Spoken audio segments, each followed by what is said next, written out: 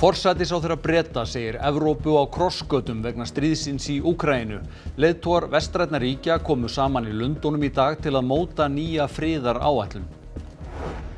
Guðrún Hafsteinsdóttir var í dag kjörin formaður Sjálfstæðisflokksins, fyrst kvenna. Aðeins munaði 19 atkvæðum á henni og Áslaugu Örnu Sigurbjörnsdóttur.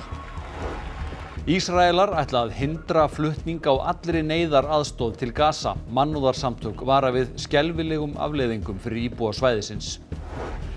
Byggja þarf rúmlega 70 íbúðir á Bíldudal á næstu árum til að mæta aukinni eftirspurn. Mikill uppgangur hefur verið í bænum og verið að reisa nýjan leik og grunnskóla. Sögu Eljar Vilhjálms hér á sviði Borgarleikhússins lýkur í kvöld eftir metfjölda sýninga. Við verðum í beinni útsendingu í fréttatímanum frá Borgarleikhúsinu.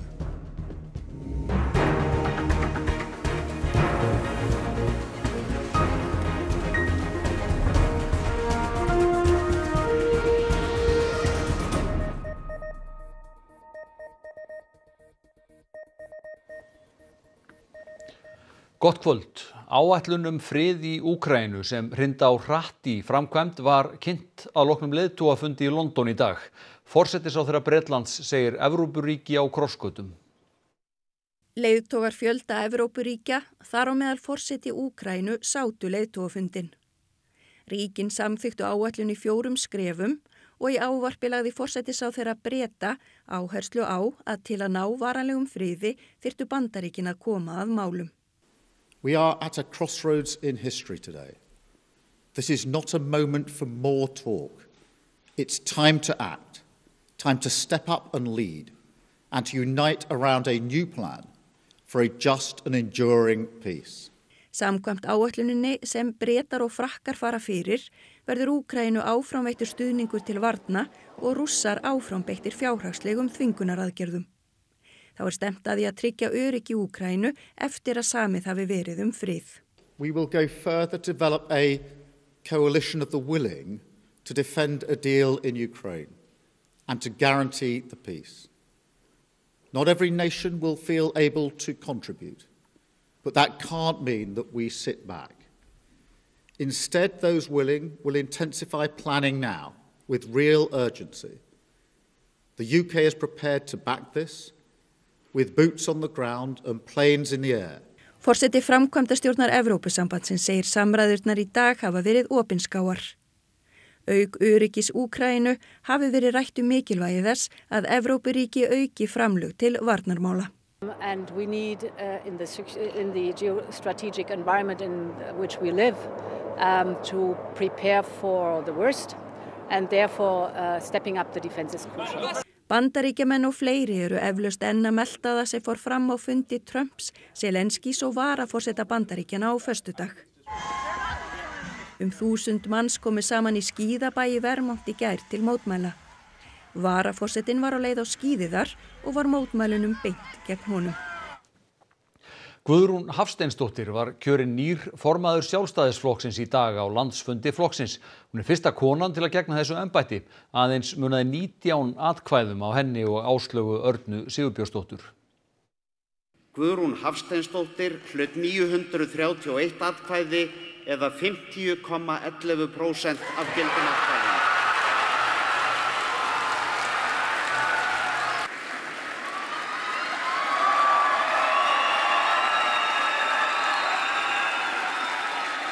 Það var vitað fyrir kosninguna að það yrði mjótt á munum, en fæsta hefði grunnað að einungis 19 atkvæði myndu skilja þær Guðrúnu og Áslaugu að þegar upp var staðið. Áslaug fekk 912 atkvæði eða 49,09%. Ekki muni nema 3 atkvæðum að aðra umferð hefði þurft til að kjósa formann þar sem sigurvegarinn þarf að hljóta að minnstakosti 50% gildra atkvæða. Takk fyrir það traust sem að þið eruð að sýna mér hér í dag. Stuðningsmenn beggja frambjóðenda sýndu miklar tilfinningar þegar úrslitin voru kynnt. Þrátt fyrir harða baráttu rétti Guðrún fram sáttarhönd til Áslaugar í sigurræðu sinni. Því við stöndum saman í dag, saman á morgun, því framtíð Sjálfstæðisflokksins byggist á þessari samstöðu. Markmið nýs formanns skýrt. Við ætlum að stækka flokkinn og verða aftur hryggjarstykkið í íslenskri pólitík. Takk fyrir mig. Magnús Geir, þú sast landsfundin alla helgina frá morgni til kvölds. Hvað var það sem skildi þær Guðrúnu og Áslaugu Örnu að? Ég hugsa bara að það hefði verið seiglan á endasprettinum, ekki bara í Guðrúnu heldur líka öllu hennar kosningateymi. Það var slegist hvert einasta atkvæði og það var mjög áberandi bara bæði inn í sal og fyrir utan salinn, bæði Áslaugu og Guðrún og allt kosningateymið, þeir voru á fullu við að smala atkvæðum. Atkvæðaveiðum fram á síðustu stundu? Algjörlega. Og eins og sjá, það munur ekki nema 19 atkvæðum, þannig að það mátti nánast engu muna. Þetta er auðvitað ekki draumastaða fyrir Guðrúnu að vera kjörin formaður með minnsta mögulega mun? Alls ekki, eins og segir, þetta er einhvernig minnsta mögulega umboð sem hún gat fengið. Hún vonast væntanlega til þess að sveitarstjórnarkosningarnar næsta ári fari vel og svona þannig að hún geti sótt sér sterkara umboð á næsta landsfundi eftir 2 ár. En ef þær kosningar, sveitarstjórnarkosningarnar, fara ekki vel og fylgi rís ekki í könnunum, þá er ekkert ólíklegt að við sjáum annan formannslag eftir 2 ár. Guðrún tala mikið að hún ætlar að stækka Sjálfstæðisflokkinn. Hvernig ætlar hún að fara að því? Það er hægara sagt en gert því að það er mjög mikil samkeppni atkvæði á hægri vængnum. Hún leitar svolítið mikið í gamla tíma þegar Sjálfstæðisflokkurinn var sem stærstur, hún talaði mikið stétt með stétt, en til þess að stækka þá þarf hún að fá fólk heim. Það er annars vegar á Viðreisn og Miðflokknum. Og ég spurði hana sérstaklega út í það eftir að hún sigraði í dag og líka orð Þórdísar Kolbrúnar frá í gær allar þessar væringar í heimsmálunum og sérstaklega að Bandaríkin sé ekki lengur sá málsvari frelsis sem þau voru. Það eru margir gamli félagar okkar sem fóru yfir í Viðreisn, en Viðreisn hefur gjörbreyst sem flokkur síðan þá og telja sig nánast vinstri flokk. Þannig að, og svo hafa einhverju félagar okkar fært sig yfir í Miðflokkinn. Ég vil auðvitað bjóða þau velkomin heim, en ég ger mig líka grein fyrir því að ég ætla ekki að fara út á ysta væng Viðreisnar eða ysta væng Miðflokksins. Ég ætla að vera breiðfylking borgaralegra afla. Og ég hef áhyggjur af því ef að nýr forseti Bandaríkjanna ætlar að stíga einhvern veginn inn í meiri einangrunarstefnu heldur en verið hefur.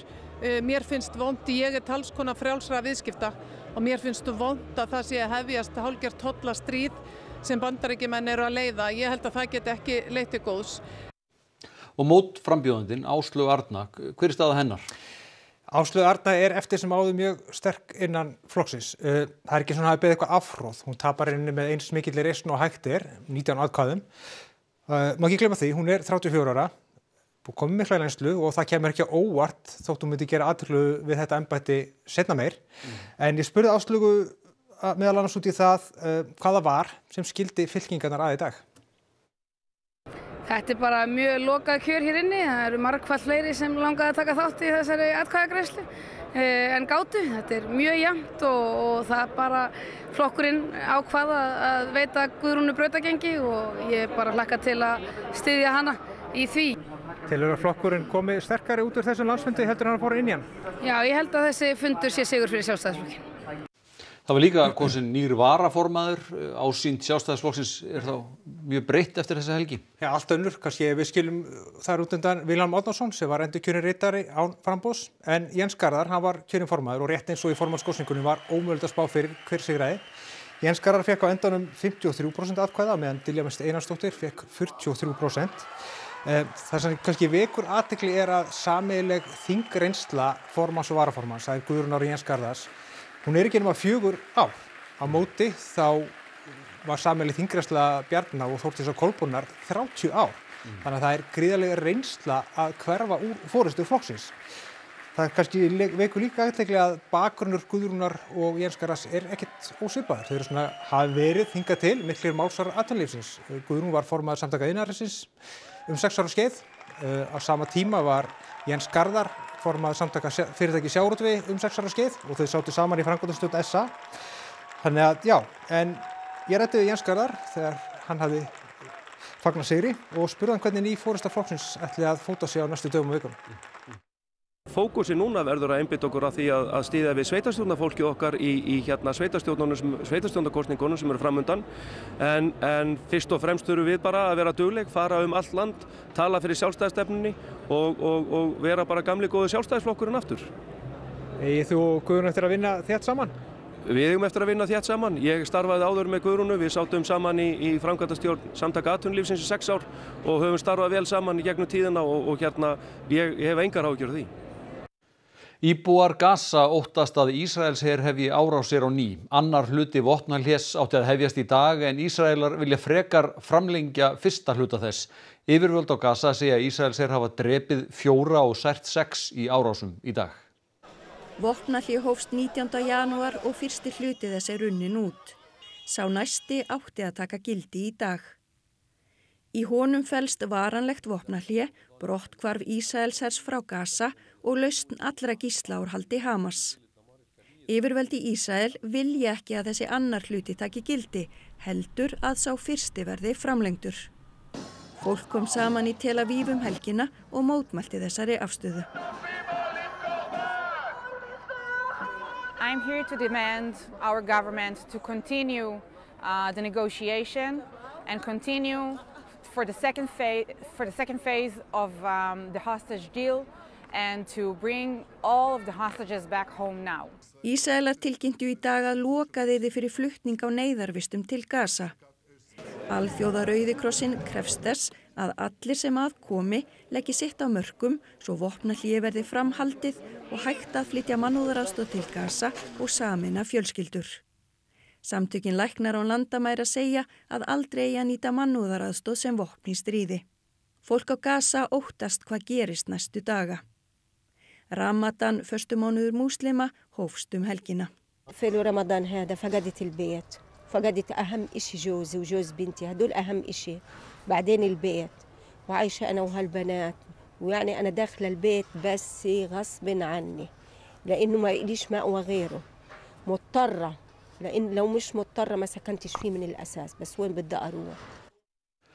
Farsímar fá frí í grunnskólum landsins næsta skólaár. Í mennta- og barnamálaráðuneytinu verið að móta reglur símabann. Mennta- og barnamálaráðherra segir truflun af völdum samfélagsmiðla vera aðal vandan. Víða í grunnskólum landsins farsímanotkun nemenda bönnuð. Í 7 af hverjum 10 skólum í Reykjavík símabann í gildi. Danir undirbúa lagasetningu bann við farsímum og einkaspjaldtölvum í dönskum skólum og frístundaheimilum. Í stjórnarsáttmála ríkisstjórnarinnar segir að skoða verði hvort setja í samræmdar reglur notkun snjalltækja og samfélagsmiðla í skólum. Ég ætlaði nú ekki að fara að ræða það alveg strax en þegar þetta bann hjá Dönum kemur upp þá er einhvern veginn ekkert hægt annað en að bara segja frá því að þetta sé í gangi hjá okkur, svona kannski eftir að skoða ákveðin smáatriðu útfærslur en ég stefna enga síður á að leggja þetta fram í einhverri mynd að minnstakosti þannig að þó það verði kannski ekki fullburða frumvarp að minnstakosti þannig geti þá sett út reglugerð þannig að þetta taki gildi næsta skólaár. Heldur þetta bæti skólastarfið? Já, ég held það. Ég náttúrulega kennari og nú ætla ég alveg að segja að símarnir í sjálfu sér eru ekki endilega vandinn. Það eru samfélagsmiðlarnir og það þessi sífellda truflun sem að börnin eru með og líka þannig að já, ég held að þau muni halda athygli betur og það reynsla á raun skólum að börn fara allt í að tala saman. Það verður svona meiri félagsleg uppbygging og samtöl og bara svona léttara yfir hjá öllum og ég held að við þurfum bara öll á því að halda. Það er líka allt í lagi að nefna að þetta eru börn. Við sem erum fullorðin, við ráðum ekki einu sinni við þessi tæki. Þó við höfum ekki fengið í hendurna fyrir við vorum komin vel við 30 eða eitthvað. Þá ráðum við ekki við þetta. Börn ráða ekki við þetta. Suðvestan hvassviðri gengur yfir landið og appelsínugul veðurviðvörun tekur gildi á landinu vestanverðu í kvöld. Holtavörðuheiði var lokað síðdegis vegna slæms skyggnis. Óvissustig á vegum víða á Suðurlandi og gæti farið svo að Hellisheiði verði lokað síðar í kvöld. Veðrið nær hámarki klukkan 3 í nótt en viðvaranir falla úr gildi með morgninum. Skaðaminnkandi þjónustan Reykur hefur fengið 35 heimsóknir síðan verkefnið hófst í byrjun febrúarmánaðar. Verkefnastjóri Reyks segir mikilvægt að ná betur utan fólk sem reykir vímuefni. Reykur skaðaminnkandi þjónusta fyrir fólk sem reykir ópíóíða örvandi efni og hún veitt í þessum ómerkta fólksbíl. Þjónustan á vegum Matthildarsamtakanna og Svala Jóhannesdóttir verkefnastjóri. Svala, hvers vegna veitið þið þjónustuna á þannig hátt í ómerktum bíl? Já, það var ósk frá notendum að við myndum vera á vettfangi á höfuðborgarsvæðinu. Þannig að það skiptir notendum gríðarlega miklu máli og þau lögðu líka miklu áherslu á að bíllinn væri ómerktur og við sem værum að veita þjónustuna værum líka ómerkt og myndum svona falla vel inn í borgarsamfélagið. Hvers vegna mátuðu þörf á þessari tilteknu þjónustu? Vegna þess að það hefur verið mikil aukning á Íslandi að fólk að glíma við þennan vímuefnavanda. Og við sjáum bæði á innlagnartölum hjá SOA og svona öðrum þjónustu veitendum að það eru fleiri einstaklingar að reykja ópíóíða á Íslandi og fleiri innan hópsins sem eru að reykja kókaín og metamfetamín. Í reyk geta skjólstæðingar fengið allan þann búnað sem þarf til að tryggja öryggi sitt og draga úr skaða við vímuefnareykingar eins og pípur, álpappír og naloxón. Þar að auki veita sjálfboðaliðar reyks fræðslu, vímuefnapróf og annars konar stuðning sem skjólstæðingar gætu þurft. Reykur veitur líka fjarþjónustu fyrir einstaklinga á landsbyggðinni. 16 einstaklingar hafa sótt þjónustu reyks í 35 heimsóknum. Já, við leggjum rosalega mikla áherslu á heilbrigði einstaklinga og öryggi og við mætum fólki bara það sem það sýnum við skilning og stuðning. Bara rosalega mikilvægt að ná til þessara hóps. Síðasta sýning á leikverkinu Ellie hefst klukkan 8 í Borgarleikhúsinu og það er Haukur Hólm fréttamaður. Haukur, þetta er orðnar fjölmargar sýningar.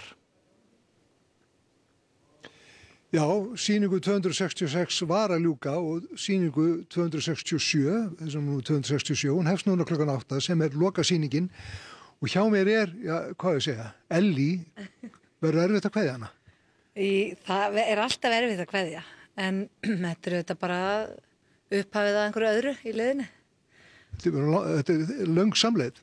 Já, mjög löng, við vorum einmitt að rifja þau. Það eru 10 ár síðan við Gísli kynntumst og 8 ár síðan við byrjuðum að sýna þessa sýningu. Ótrúlega hvað tíminn líður. Það er alveg ruglað. En hvernig er að annars að leikstýra og síðan leika manneskju sem er svona nánast samtíma manneskja? Það er náttúrulega bara forréttindi þessa starfs að fá að gera þetta fyrir fullum sal 267 sinnum. Þetta er náttúrulega bara eins og skrifaði stjörnurnar þegar við hittumst þetta fyrir 10 árum og ég var að segja Köttu, kannski einhvern daginn kannski gera þau söngleikum okkur. Já. Það sem að það er svona Kata og Gísli.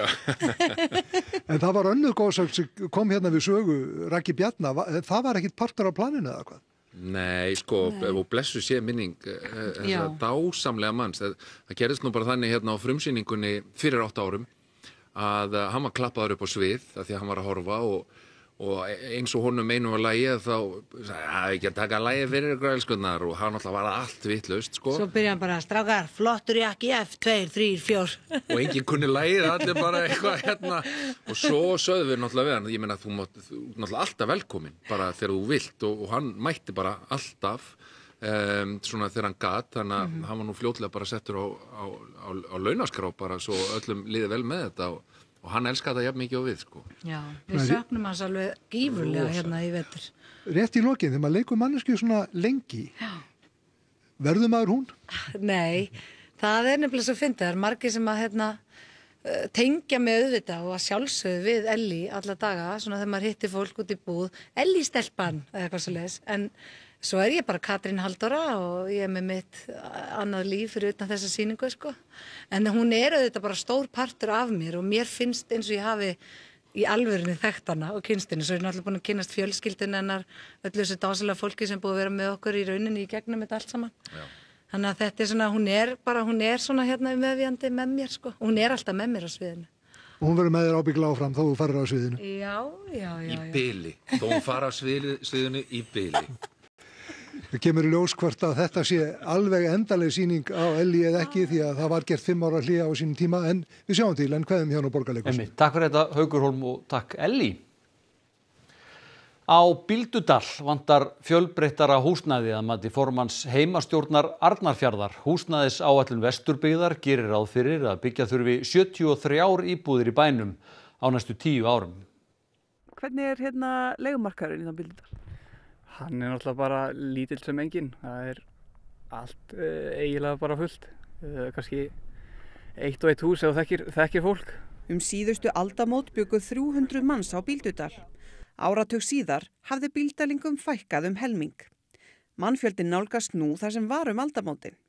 Rúnar segir breytinguna fyrst og fremst vegna öruggari atvinnutækifæra.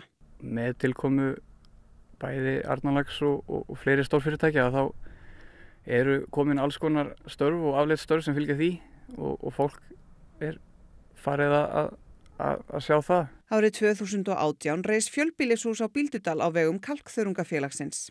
Það var fyrsta íbúðarhúsnæðið sem var byggt í 3 áratugi. Húsnæðisáætlun Vesturbyggðar gerir ráð fyrir að byggja þurfi 73 íbúðir á næstu 10 árum. Flest húsin í bænum eru stór einbýlishús. Það bara gríðarlega mikil þörf á fjölbreyttu húsnæði og þá sérstaklega leigumarkaðinum. Það sé hægt að fá fólk til að koma án þess að það þurfa að fjárfesta í húsi. Verið að reisa nýjan leik- og grunnskóla í bænum. Rúnar bendir á að enn þurfi að styrkja innviðina, bæta samgöngur og klára fyrirhugaðar snjóflóðavarnir. Það sé þó bjart framundan. Bara von að hluti séu loksins að snúa í réttan farveg og að hér fólk farið að sjá það sem við sjáum hérna heima. Það eru tækifæri og fólk tilbúið að koma heim ef að það bara í raun og veru hægt. Þá að veðri.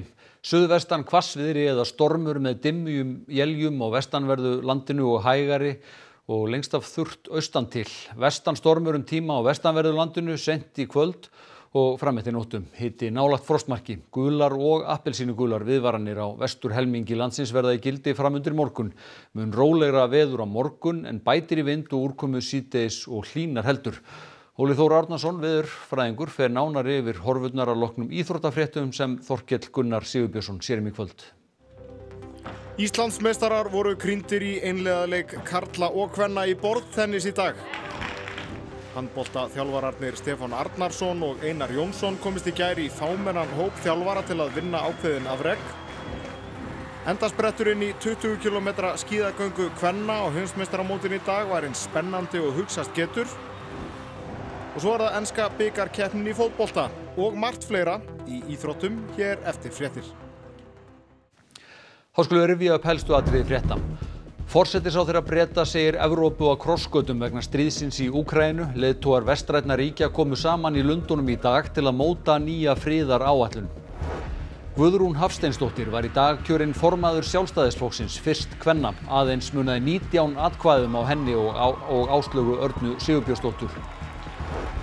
Ísraelar ætla að hindra flutning á allri neyðaraðstoð til Gaza. Mannúðarsamtök vara við skelfilegum afleiðingum fyrir íbúa svæðisins.